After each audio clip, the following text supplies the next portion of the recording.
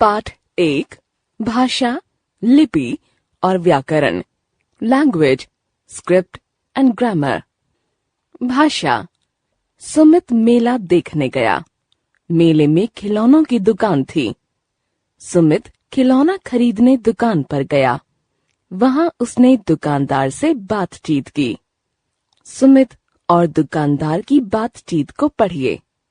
भैया, यह remote control car कितने रुपये की है? 350 रुपये की। यह तो बहुत ज्यादा है। यह बहुत अच्छी कार है।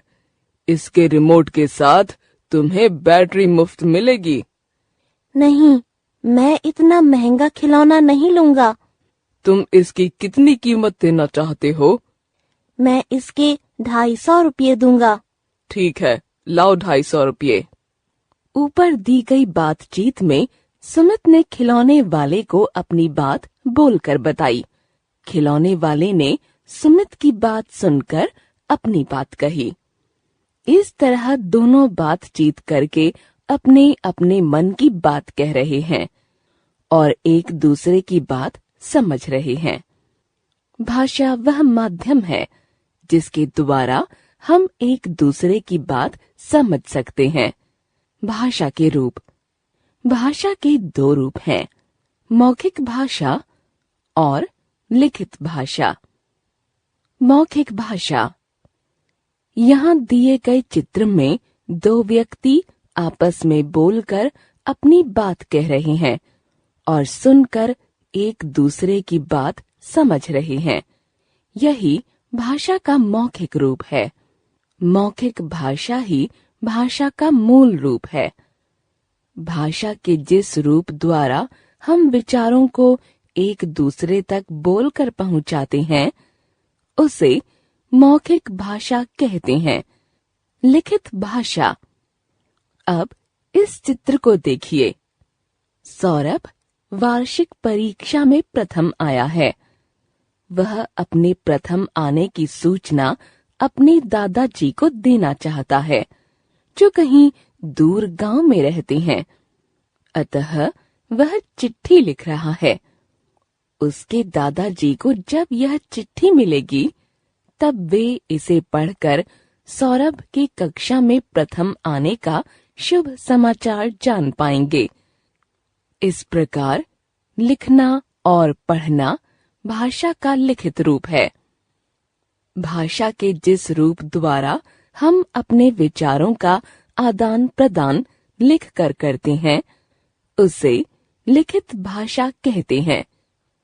उपर्युक्त दोनों उदाहरणों से ज्ञात होता है कि हम अपने मन की बात को बोलकर और लिखकर प्रकट कर सकते हैं तथा दूसरों के विचारों को सुनकर और पढ़कर समझ सकते हैं। संसार में पढ़ी व बोली जाने वाली अन्य भाषाएं। संसार में अनेक भाषाएं बोली और समझी जाती हैं, जैसे अंग्रेजी, फ्रेंच, जर्मन, जापानी, चीनी, रूसी, चेक, स्पेनिश आदि। अंग्रेजी अंतर्राष्ट्रीय भाषा है। भारत में पढ़ी व बोली जाने वाली प्रमुख भाषाएं। भारत में अनेक भाषाओं का प्रचलन है, जैसे हिंदी के अलावा बांग्ला, मराठी, तमिल, उड़िया आदि भाषाएं यहाँ बोली जाती हैं। भारत की राष्ट्रभाषा हिंदी है। हिंदी, बांग्ला, तेलुगु, मराठी, कोंकणी, तमिल, उर्दू, गुजराती, कन्नड़, संस्कृत, मलयालम, उड़िया, पंजाबी, असमिया, डोगरी, मैथिली, संथाली, कश्मीरी, सिंधी, मणिपुरी। प्रमुख क्षेत्रों की भाषाएं बोलियां। पश्चिम ब्रजभाषा, खड़ी बोली, हरियाणवी, बुंदेली, कन्नौजी। पूर्व अवधी, बघेली, छत्तीसगढ़ी। राजस्थान, मारवाड़ी, मेवाड़ी, जयपुरी। बिहार, भोजपुरी, मगही, मैथिली, अंगिका। पहाड़ी प्रदेश, मंडियाली, हिमाचल प्रदेश, गढ़वाली, गढ़वाल, कुमाऊनी, कुमाऊं। महत्वपूर्ण तथ्य: भारत की सबसे पुरानी भाषा संस्कृत है। भारत की अधिकांश भाषाओं का जन्म संस्कृत से हुआ है। दक्षिण भारत के 4 प्रांतों की भाषाओं तमिल, तमिलनाडु, कन्नड़, कर्नाटक, मलयालम, केरल और तेलुगु, आंध्र प्रदेश का जन्म संस्कृत भाषा से ही हुआ। ये चारों भाषाएं द्रविड़ भाषा परिवार की हैं।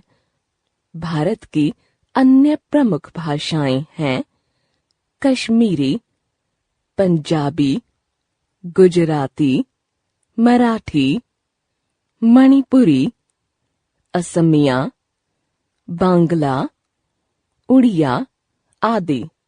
ये सभी भारतीय आर्य भाषा परिवार से संबंधित हैं। 14 सितंबर 1949 को भारत की संविधान सभा में हिंदी को भारत संघ की राजभाषा के रूप में स्वीकार किया गया। संविधान के अनुच्छेद 343 में कहा गया है, भारत संघ की राजभाषा हिंदी और लिपि देवनागरी है।